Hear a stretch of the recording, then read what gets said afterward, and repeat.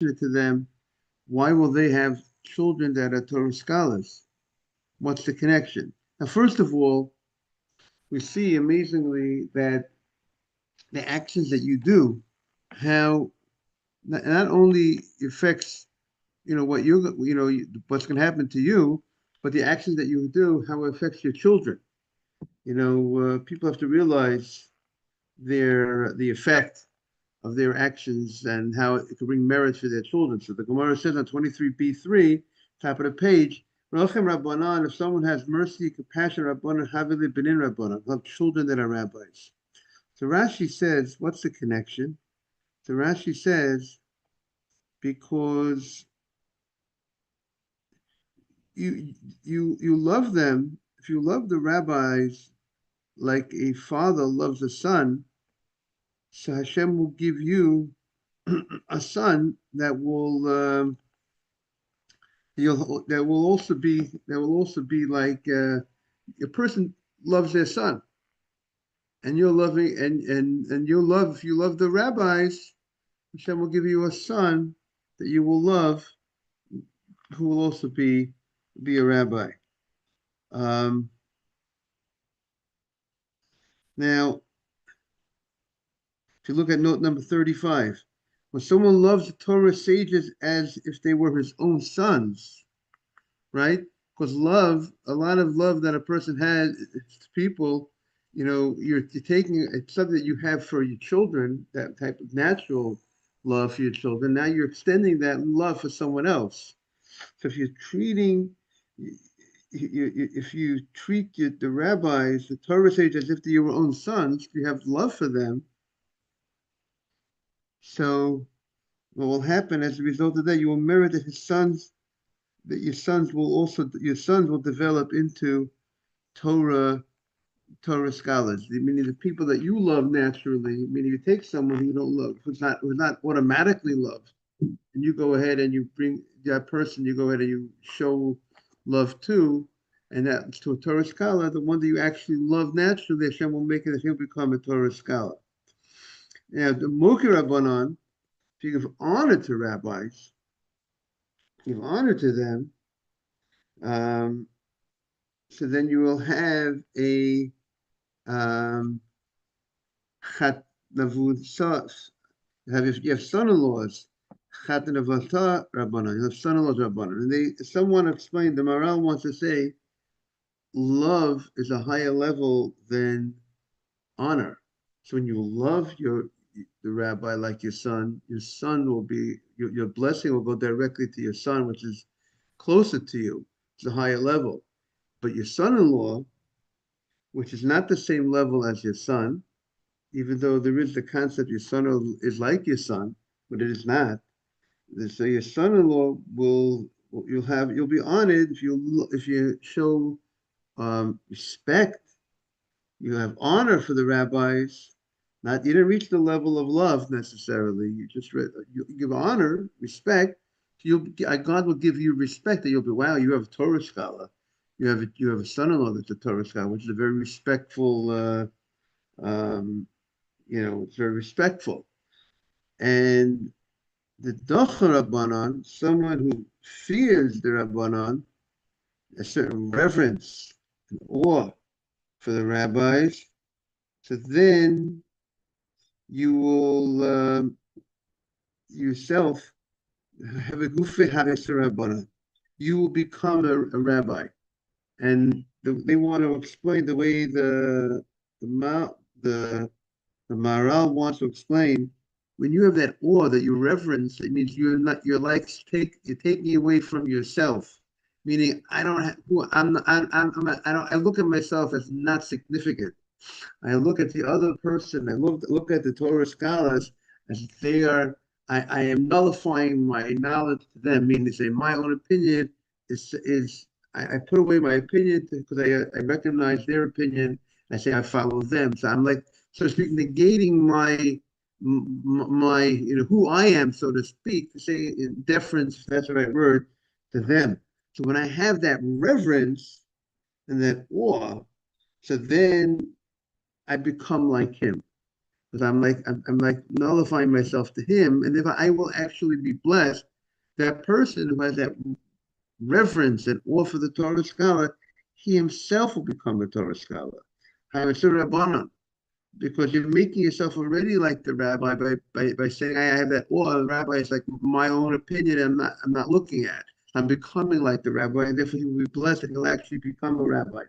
That is how the morale learns. But if a person, let's say, is not doesn't regularly learn and engage in Torah study, so you can have all for the rabbi today to tomorrow. But for you to become a rabbi, if you become a Torah scholar, you have to put in the time, right? It's no magic. We spoke about that, Adam, last week. It's not a snap of finger. What? You gotta make a shadow, right? You gotta work hard. Everyone wants to be a Torah. Ronnie could be a Torah scholar. If you gotta work hard. You gotta put in the time. If the man is not putting in the time, then what will happen is, what will be the reward? Mishtamean milei ketzer rabbanan. His words will be listened to like a Torah scholar. Just like a Torah scholar, people listen to what he says. They have the respect. They listen to what he says. The person has that awe, that reverence for the Torah scholar. People will have that awe and that respect for what he has to say. There was a commercial many years ago. Maybe you want to look it up one day. You can look it up. It's a very famous advertisement. It was an insurance company called E.F. Hutton. And the commercial goes, when E.F. Hutton talks, people listen. Like that, Adam? I taught you a new line today. Very famous line from the 80s. All right?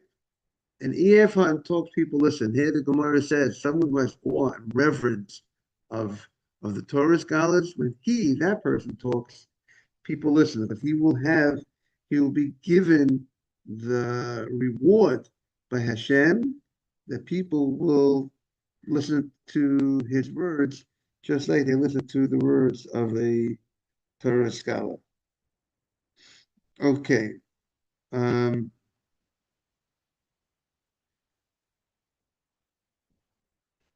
Let's continue in the Gemara. So, but I think that what we need to take away from this Gemara, I think a big takeaway, as they say, is how the way you treat the rabbis, how you treat the chachamim, is how the effect in your life, whether it's you personally, how you might yourself turn into a rabbi, or your sons might become Torah scholars, your son-in-laws might become Torah scholars, depending on what type of level and what type of how you express, whether it's a love that you have for the rabbis, whether it's a honor that you have for the rabbis, which the morale says honor is not the same as love. The lower level, I honor you, give you honor, but I don't love you. It's not the same level. Therefore, the blessing is according to the level, and in a certain reverence and awe. It's a different level, which seems to be the highest level. I don't look at myself as, that I know what's right from wrong. I look at the rabbis; they will tell me what's right from what's wrong. I'm so total like negating and nullifying myself to them. That will make me even. I'll become them in a certain sense. Anna, if I can remind you about sending out to the group. Very good. Thank you very much. Okay. Now and then going back to now we're getting back to Hanukkah. V'lu b'shem and Sreifa. The Mishnah stated that you can't use oil that's going to be burnt for the purpose of Shabbat candles, meaning there's certain fuels that we say that you can't use for Shabbat candles. We spoke about certain fuels that are not so good. They don't work so well.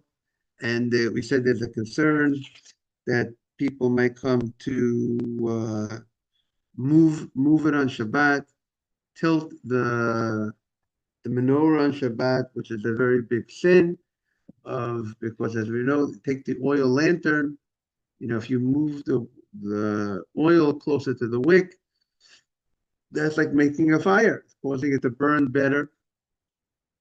That's a violation of the Shabbat. So we said, V'lo b'shemen sreifa. You can't use oil that.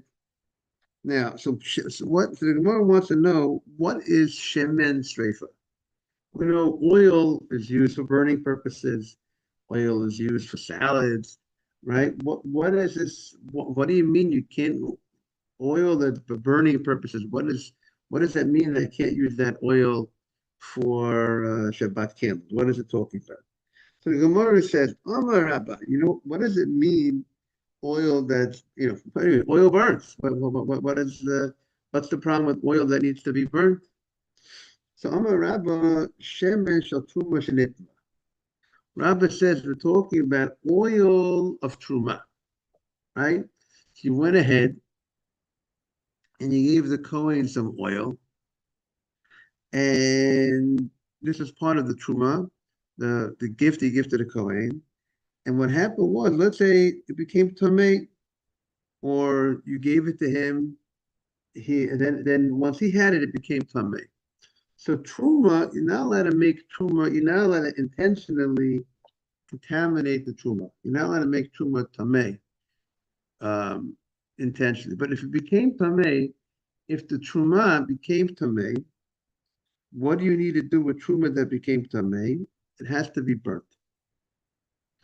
And it seems that the reason why Truma that has to be burned is because if you don't burn it, you might come to eat it. And you cannot eat Truma, Truma that's contaminated. It's contaminated, it cannot be eaten by the Kohen. And so therefore, Truma that became contaminated has to be burnt. So to speak, it seems like it's a fence that you should not come to eat the Truma. So now the question is, okay, if I have to burn it, so by Shabbat, my time will low. So what's the problem on Shabbat? So why on a weekday, what do I do with Truma that became contaminated? I burn it. I'm allowed to have benefits from the light of the Truma. I could use it as fuel on a regular weekday, on a Sunday through Friday. If I have oil that became contaminated and I'm a Kohen, I got to burn it. So I can use it. I'm allowed to use it I'm allowed to benefits from it. It's not forbidden. It's not like kachim. It's not like certain holy consecrated items that you're not allowed to benefit from. Truma is really food for the Kohen. It's really a gift that's given to the Kohen for personal use. And why? So I could use it during the week. Why can't I use it on Friday? For Shabbat fuel. So Gemara says the following. Mitoch shemitzvah alav levaro. Since there's a commandment, there's a mitzvah. I have a mitzvah to burn the truma. Gzeira shemeyate. We're afraid maybe they're going to move the lantern on Shabbat. What does that mean? Because when a person does a mitzvah, you are very zealous to do the mitzvah, right? You want to make sure you do the mitzvah. And you want to make sure you do the mitzvah sooner than later. You want to I want to complete the mitzvah sooner. There's a concept called zrizut, being diligent. And if I see on Friday night, I see that the light of this oil, of this that's burning this Shabbat candelabra, if I see that the light is getting dim, that means the oil is not, let's say, the oil is not doing its job. Maybe I got to push some of the oil to the wick, and I'm going to forget that it's Shabbat. I can't do that. But because I'm so focused on doing the mitzvah, of getting rid of burning the oil, I might come to make a mistake on Friday night and move it. And therefore, to prevent that, the rabbi says, don't use that oil Friday night. And that will ensure that we won't have that mistake. So Amalei Abaye says, listen, if that's the issue, so why, if let's say tonight would be Yom Tov, right? So if tonight's Yom Tov, on Yom Tov we also have Shabbat, we also have Yom Tov candles, right? So on Yom Tov, there's no problem of, you have a pre-existing fire, you burn things on Yom Tov, right? We light candles on Yom Tov. So what will be the problem? Good morning, Asaf. Thank you for joining us. 23B3. So why is it Asaf, just to bring you up to date, the Gemara said that the reason why you can't use oil of truma that became contaminated for fuel for your Shabbat candles is because since it's a mitzvah to get rid of that, to burn that oil of truma that became tamei, if you're going to use it as fuel, you want to hurry up the process to make sure that it gets burnt up. And Friday night, if it's not working so well, you might come to, or you might just come to you want even if it is working well, you're gonna try to hasten it, make it work faster. You want more oil to be consumed, and therefore we say don't use that oil of truma that became contaminated. So the Gemara says if that's the case, so on Yom Tov I should be able to use that oil. There's no problem of burning something on Yom Tov, right? We light the candles on Yom Tov, right? We take from a pre-existing fire. We light Yom Tov candles. So me'at the Yom Tov history. Why can't I use this truma that became contaminated as fuel for my Yom Tov candles? Alam Batanan. Why did we learn that we have a Mishnah later on? Ein madlikim b'shemesh reifa b'Yom Tov.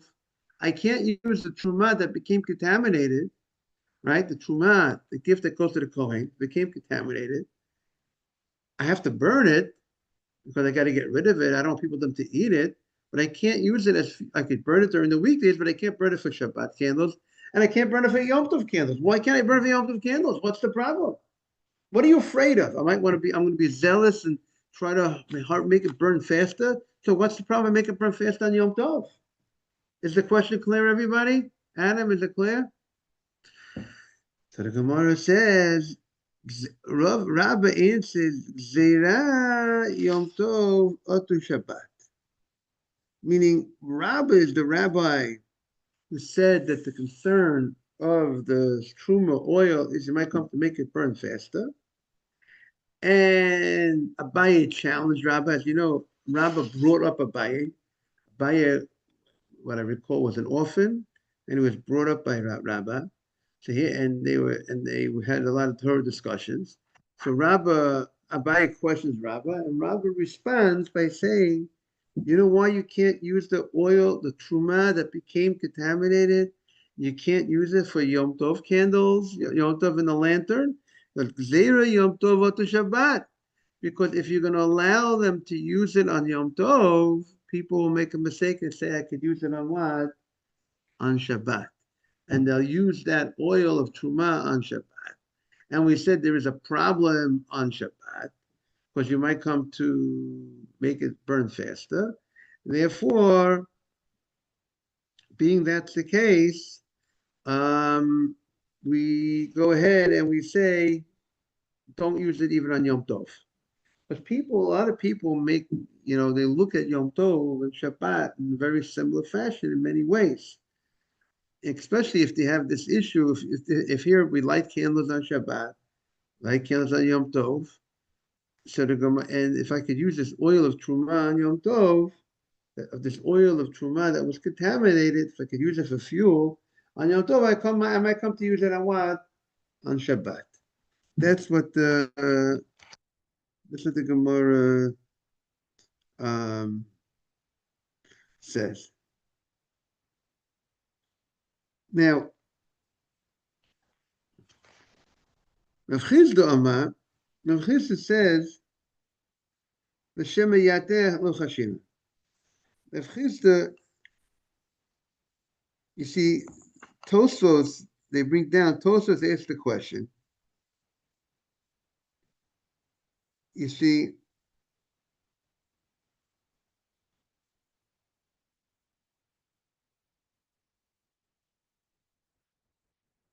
I mean, there's a question, you have to ask the question because the way we explained that the problem of lighting with truma that became contaminated for Shabbat candles, we said, what's the problem? The problem is maybe you're going to come to hasten it, make it faster, right? You're going to go ahead and make it faster. You're going to make the process faster, and that'll be a problem.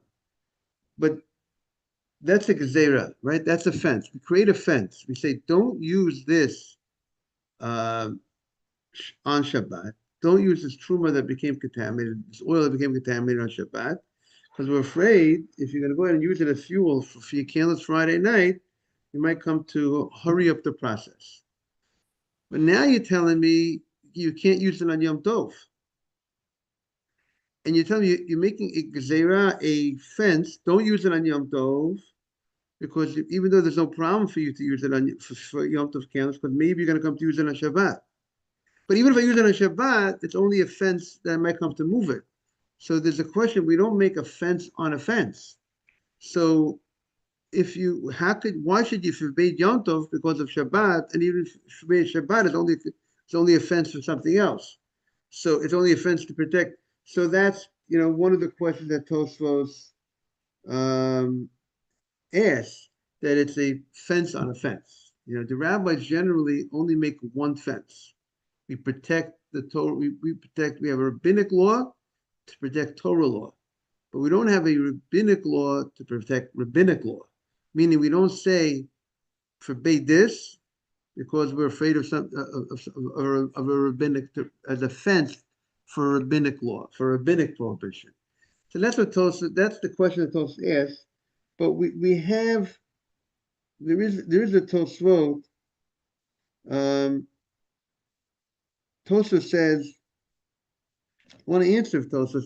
There's a concept that sometimes if you don't make this double enactment, even the one this double fence, even the one fence won't work.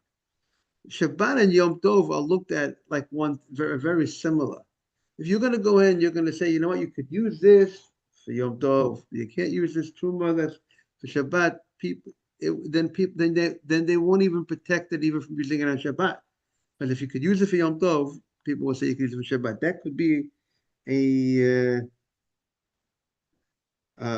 reason why it's not looked at as a fence on a fence, because it's like one fence. Okay, so Rav Chisda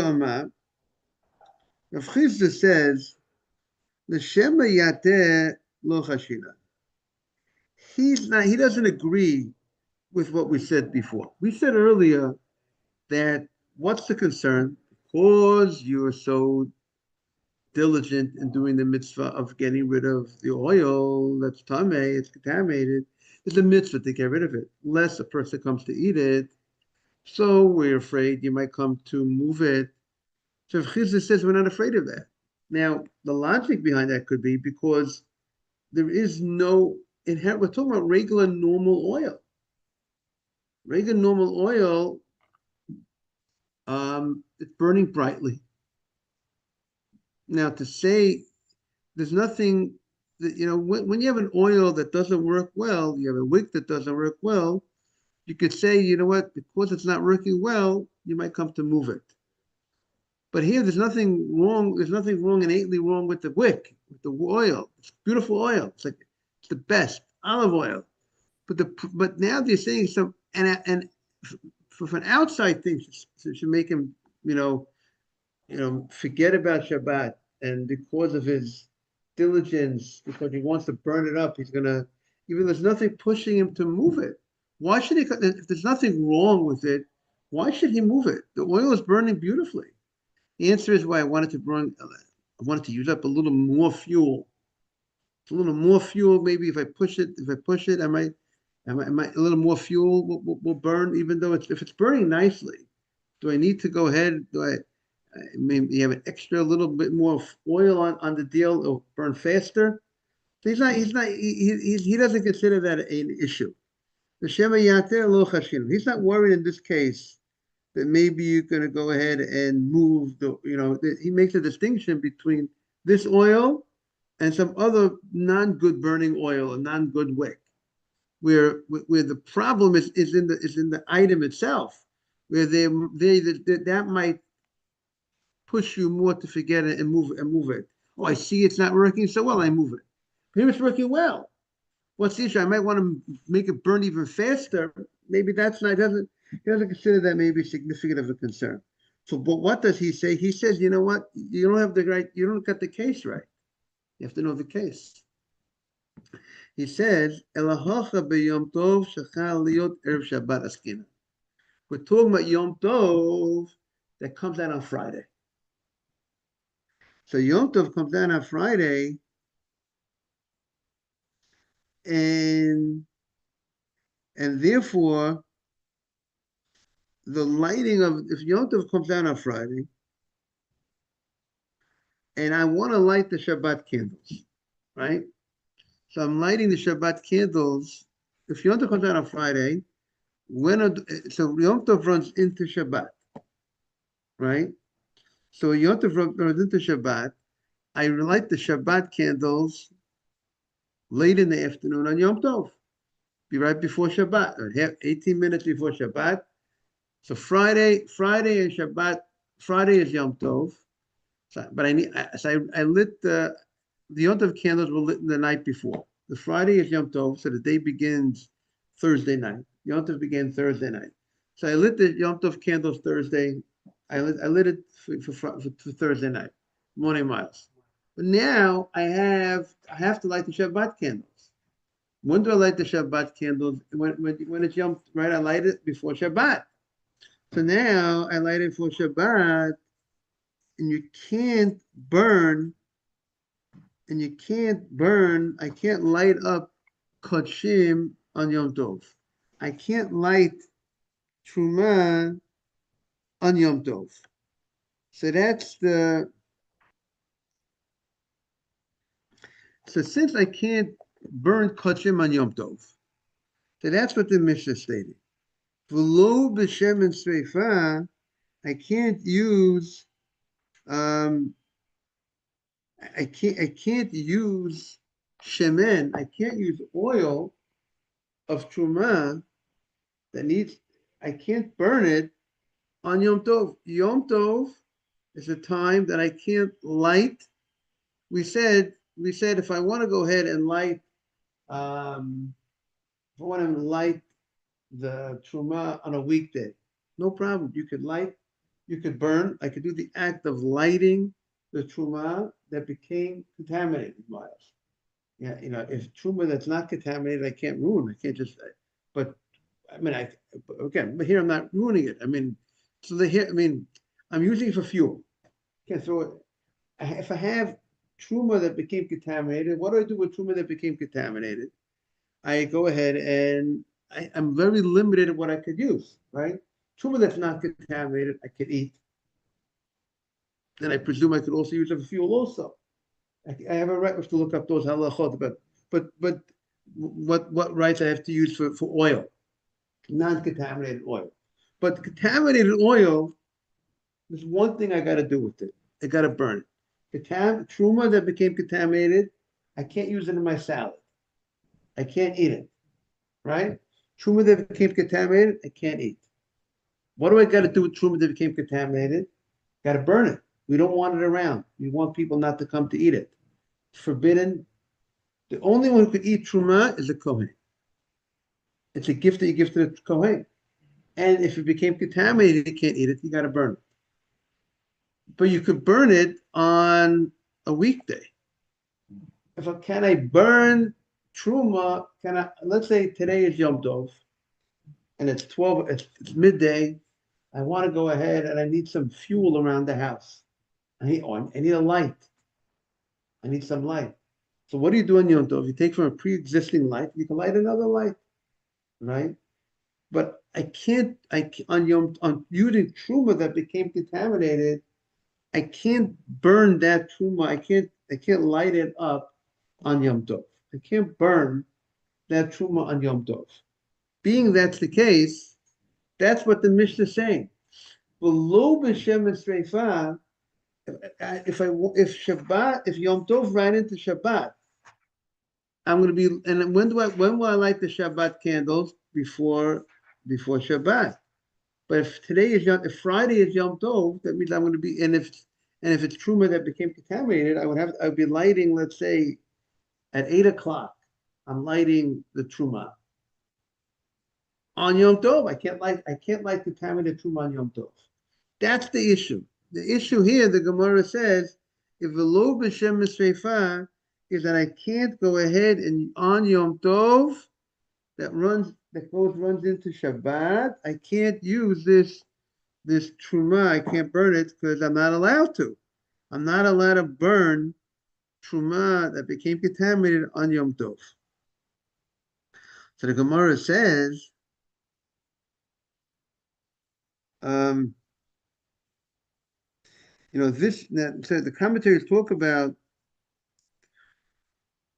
burning truma that's contaminated on Yom Tov. Is it on a Torah level I can't burn it on Yom Tov? Just like Kodshim. Remember, Kodshim is something that was consecrated, let's say, for the Mikdash. Gave it to Hashem, to the Mikdash, to the sanctuary, the temple. That's Truma is something that's given to the Kohen. It's a gift to the Kohen. So we said Kodshim can't be burnt on Yom Tov.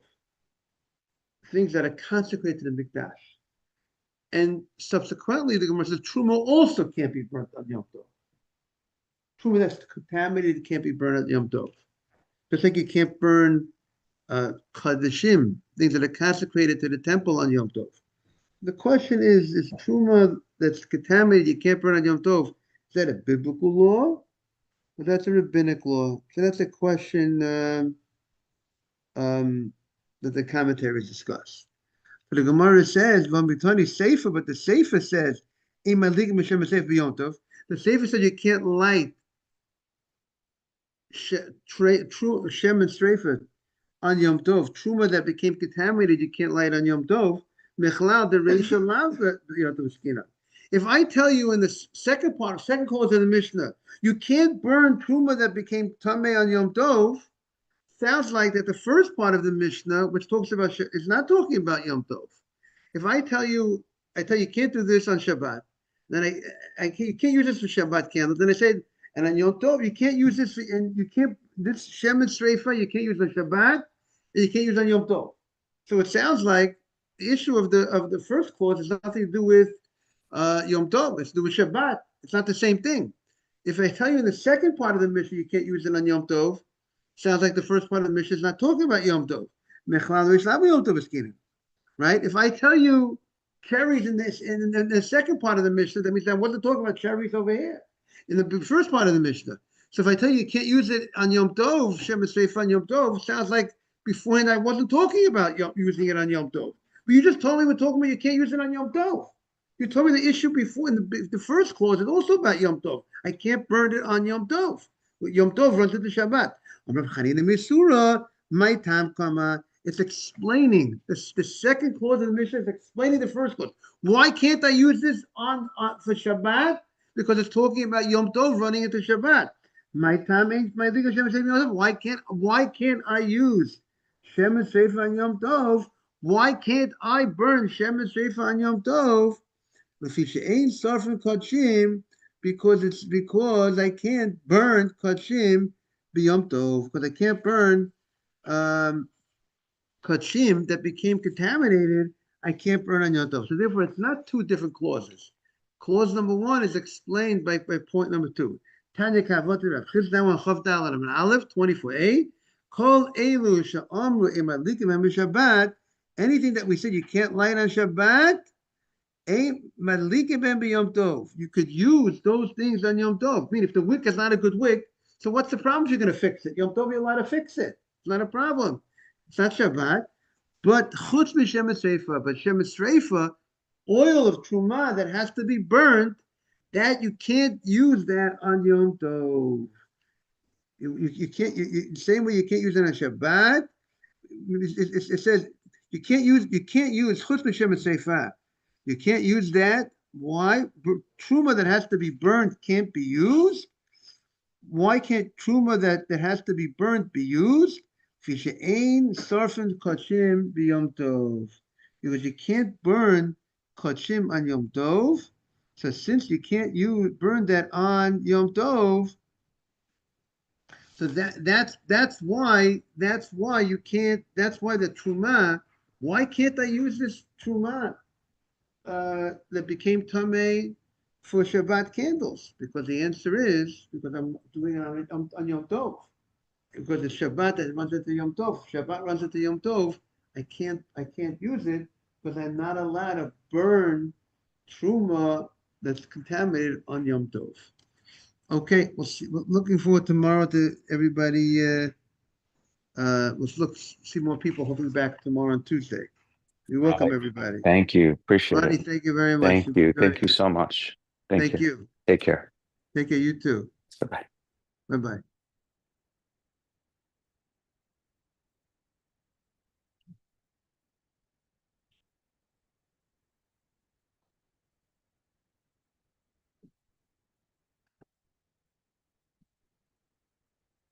So the way they explain it over here, whatever the rabbi said you can't light on Shabbat, you could use on Yom Tov, except Shem and Sreifa, except oil that has to be burnt. You can't use it on Yom Tov, right? You can't use it on Yom Tov because you can't burn Kodshim on Yom Tov. You know, they can't use it on Yom Tov, right? That's why you can't use it. Okay, have a great day, everybody.